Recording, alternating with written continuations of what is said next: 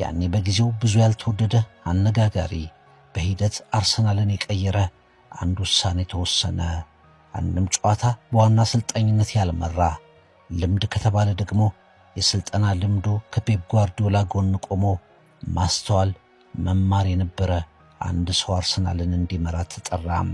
ከልምድ ይልቅ ሐሳብን ያስቀደመው የሚኬል አርቴታ መሾም ይፋ ሆነ።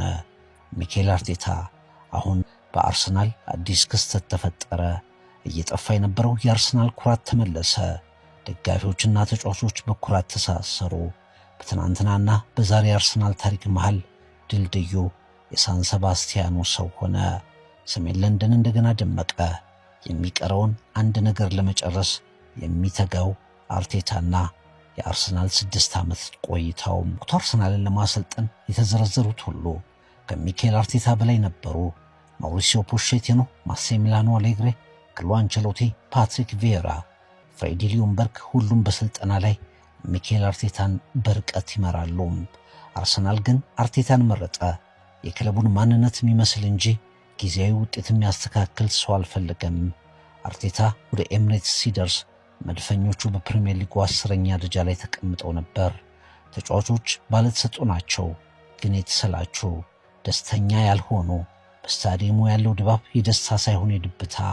እናም ክለቡን የሚያነቃ ከተኛበት የሚቀሰቅስ አንዳች ሐሳብ አጥብቆ በሚፈልግበት ሰዓት ሚኬል አርቴታ ደረሰ። የአርቴታ የመጀመሪያ ጋዜጣዊ መግለጫ ስለ ታክቲክ አለዚያም ደግሞ ክለቡን ስለሚያጠናክሩ ግዢዎች አልነበረም። አርቴታ ስለ አርሰናል እሴቶች፣ ስለ ክለቡ ታላቅነት፣ አብሮ ስለ መስራት፣ ስለ ትልቅ ህልም፣ የሚገባ ቦታ ላይ ስለመገኘት ተናገረ። ከጨዋታ ነጥቦች በላይ የጋራ ዓላማ ሊያስተሳስረን ይገባል ሲል ተናገረ። ያኔ ብዙ ትኩረት አልሳበም ነበር። ቡድን ግንባታው ቀላል አልነበረም። ውጣ ውረድ፣ መንገራገጭ ነበረው፣ መፈተን ነበረው።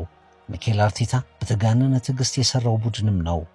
በክለቡ ዲሲፕሊን ለማምጣት የሰዋቸው ተጫዋቾች አርቴታን በጫና ውስጥ እንዲያልፍ አድርገውታል። አሮን ራምስደል፣ ካይ ሃቨርትዝ፣ ዴቪድ ራያ፣ ቤን ዋይትን የመሳሰሉ ተጫዋቾችም ለአርሰናል ይመጥናሉ ብሎ ለማሳመን ብዙ ትችቶችን ተቀብሏል። ለትችቶቹ እጅ አልሰጠም። ለተከታታይ ሽንፈቶች እየጨበጠ ሊጥላቸው ለተቃረባቸው የዋንጫ ፉክክሮች፣ ለስሜት ስብራት እጅ አልሰጠም። አርሰናል በአርቴታ ስር የሚከተል እንጂ የሚደርስ ቡድን አይሆንም በሚለው ወቀሳ አልቆመም። ከእያንዳንዱ ሲዝን እማራለሁ፣ ከእያንዳንዱ መውደቅ መነሻዬን እፈልጋለሁ እንዳለው እንደገና ጠንካራ ምስል የያዘ ቡድን ይዞ ተመልሷል። አርቴታ በቡድኑ ብዙ መምራት የሚችሉ ተጫዋቾችን፣ ወጣት ግን የበሰሉ ተፋላሚዎችን እንደ ቡድን የተዋህዶ ጠንካራ ኮከቦችን ይዞ 300ኛ ጨዋታውን ሊያደርግ እየገሰገሰ ይገኛል። አርሰናል በአርቴታ የለውጥ ሥራ የዘራውን ዘር ፍሬ ያጨደ። በእርግጥ የተቃራኒ ደጋፊዎች እንደሚሉት በኢንቨንሲብልስ ዘመን ከ21 ዓመታት በፊት የቆመው የፕሪሚየር ሊግ ሻምፒዮንነት አልመጣም። አርሰናል ከሌሎች ታላላቅ ክለቦች እኩል አለኝ የሚለው የቻምፒየንስ ሊግ ዋንጫ ስኬት አልተመዘገበም። ያ ግን የሚኬል አርቴታን የአርሰናል ቁጥርና ዋንጫ የማይገልጽ ሌላኛውን ስኬት አያደበዝዝም። አርሰናል አሸናፊ አስፈሪ ቡድን ሆኗል። የጠፋውን እምነት የመለሰ ቡድን መጥቷል። የተጠፋፋውን ደጋፊ ያሰባሰበ ማንነት ታድሷል። አርሰናል በእንግሊዝም በአውሮፓም ከአስፈሪ ቡድኖች ተርታ ተቀምጧል። የመጣው ባዶ እጁን ነው። አሁን በዓለም ካሉ ምርጥ አሰልጣኞች አንዱ መሆኑን አረጋግጧል።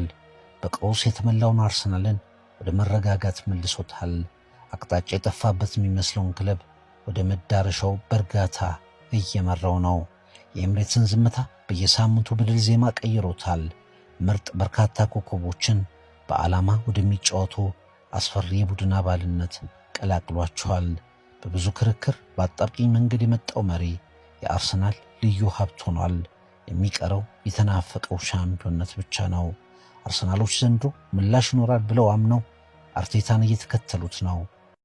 ማለት ነው። ማንቸስተር ሲቲ ቤት ሆኖ አርሰናል ላይ ጎል ሲገባ ያልጨፈረ ፈገግ ያለ ያዘነው ገና ቲም እየሰራ ለዋንጫ የተፎካከረ የሚገርም ስማርት ኢንተለጀንት እና ታክቲካል የሆነ አሰልጣኝ አለን ሚኬል አርቴታ። When we score a lot of goals with our opponents, always he jump and celebrate, except one team. In one team, every time I score a goal, I jump, come back, he was sitting there. He was Arsenal.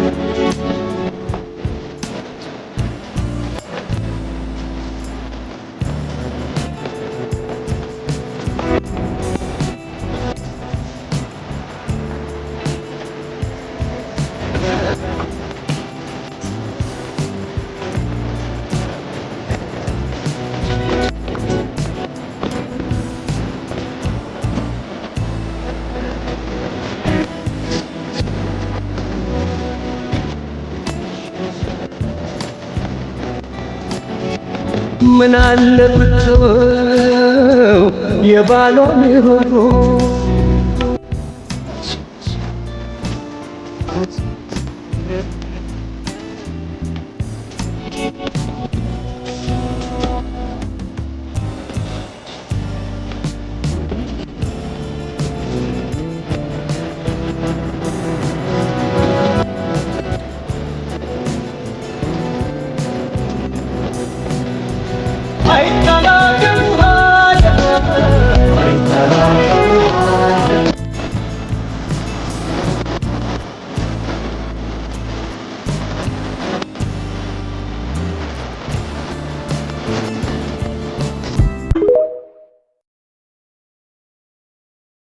በፕሪሚየር ሊግ ታሪክ ውድ አድማጮች በ39 ደቂቃ ዘ ማለት ነው ቶሎ ከሜዳ ውጭ ወጥቶ 5 ጎል ያስቆጠረ ቡድን የለም። አርሰናል ብቻ ነው ያለው። በታሪክ ነው ምላችሁ።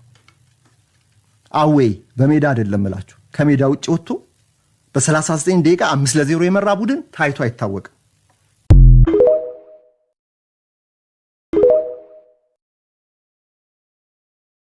የተከበራችሁ የኢትዮጵያ ምሁራን፣ የዩኒቨርሲቲ መምህራን፣ ተመራማሪዎችና ተማሪዎች፣ የተከበራችሁ የጎዳና ተዳዳሪ ወንድሞቻችንና እህቶቻችን፣ የተከበራችሁ የኢትዮጵያ ሴቶች፣ ሕፃናት እና ወጣቶች፣ የተከበራችሁ አካል ጉዳተኞች፣ የተከበራችሁ አባት አርበኞችና ጡረተኞች እንኳን አደረሰን እንኳን አደረሰን ጎረምሳው ዘንጦ ሴቷም ተሽከርክራ ምየም ተነሽ ዊሊያም ሳሊባ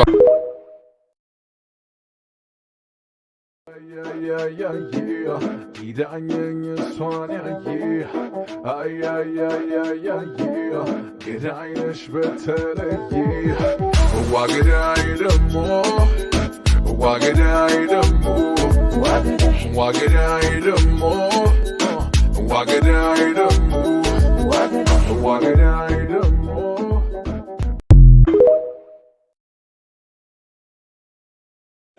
ጀሞ ደፋር ደንቆሮ ታቀላችሁ እልም ያለ ደንቆሮ አለለ ደንቆሮ ታቀላችሁ ግን ደፋር ነው እሱ የማን ደጋፊ ነው የማንቸስተር ዩናይትድ ደጋፊ ነው ድፍረት ኑሮት ዕውቀት እንዳለው ሊያርም አሉላ ሊያርም አስተሰሰት እልም ያልክ ደንቆሮ ደጋፊ ነህ እሱም አለለ የሆነ ደንቆሮ ጋዜጠኛ ነው አሉላ ባጠፋው ሁልሽም የማንቸስተር ደጋፊ ትረገጣል በረምብ አድርገህ ነው የምንረግጥ ለምን አንድ ላይ ሆናችሁ እንቁላልን ጣል ስትሉ ነበር እኔ የአርሰናሉ አሰልጣኝ በጣም ደስ ይለኛል ማን ነው ስሙ አርቴታ የምን አሰልጣኝ ነው የአርሰናል እኔ አርሰናል ደጋፊ ነኝ ከዛ ጀምሮ ፓሽን ኦፍ ዳት ጋይ ኢነርጂው ወኔው እንዴት እንደሚነሳ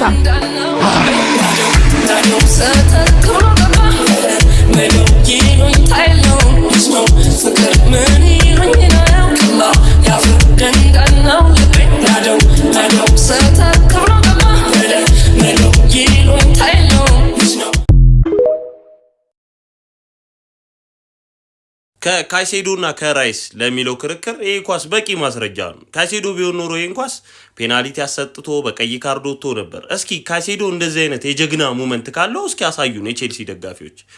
ይህንን የጀግና ሞመንት እኮ አዲዳስ ራሱ ሳይቀር ናይክ ላይ ብራንድ አድርጎት ነበር ዋን ፎር ኦል ብሎ ዩ ካን ቼክ ማለት ነው። ስለዚህ ዴክላን ራይስ ከካይሴዶ ጋር ጭራሽ የሚወዳደር ተጫዋች አይደለም። ነገር ግን የካይሴዶ ወቅታዊ አቋም በጣም ምርጥ ነው፣ ሊደነቅ ይገባል።